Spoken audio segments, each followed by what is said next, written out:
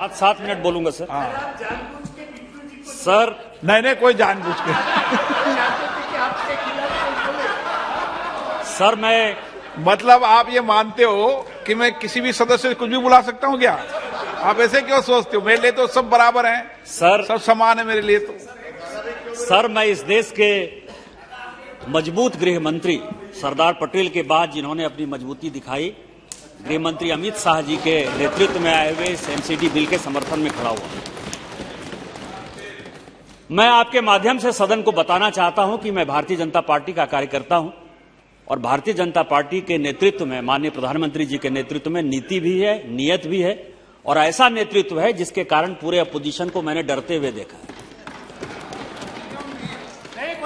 इस देश में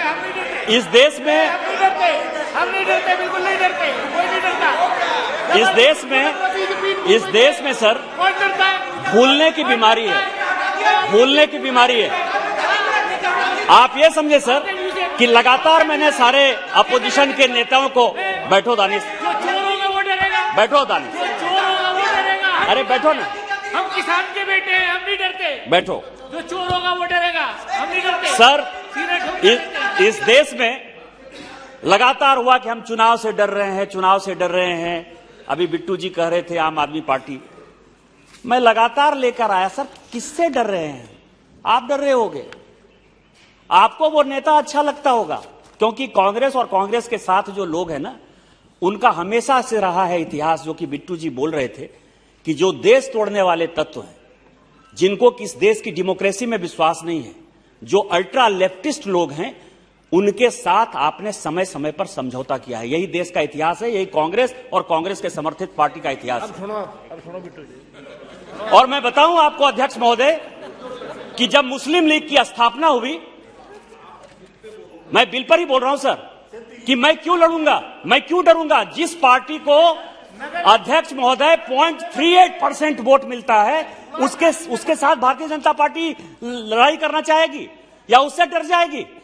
जिस दिन चुनाव होगा उस दिन भारतीय जनता पार्टी का एक एक कार्यकर्ता लड़ने को तैयार है, लड़ाने को तैयार है और हम एमसीडी नहीं, एमसीडी से पूरा लोकसभा भी जीत कर आएंगे।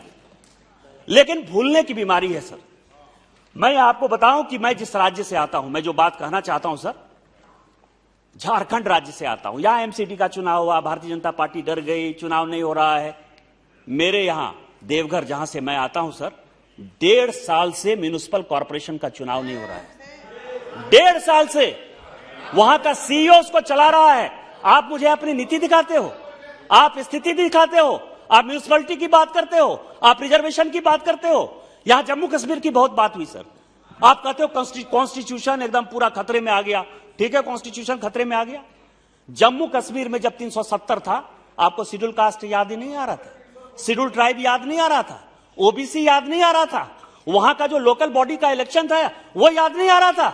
माननीय गृह मंत्री जी के नेतृत्व में जब हमने 370 खत्म किया तो एससी को भी रिजर्वेशन, एसटी को भी रिजर्वेशन, ओबीसी को भी रिजर्वेशन और लोकल बॉडी का इलेक्शन। आपने कहा कि राज्यपाल ऐसा कर रहा है, राज्यपाल वैसा कर रहा है।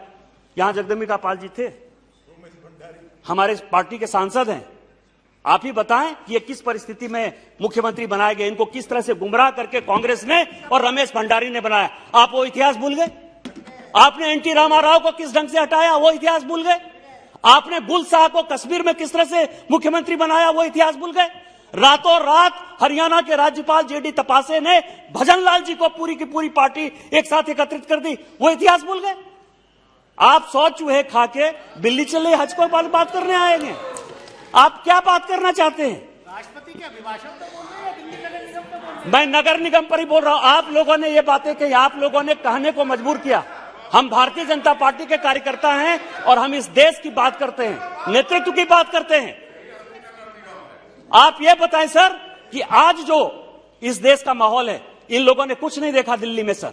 मैं एक ऐसा लड़का हूं जो शुरू हुआ टैगोर गार्डन से, हकीकत नगर में रहा, दिल्ली विश्वविद्यालय में रहा, वो महिपालपुर में रहा, सैनिक फार्म जैसी एक अनऑथराइज्ड कॉलोनी में भी रहा सर।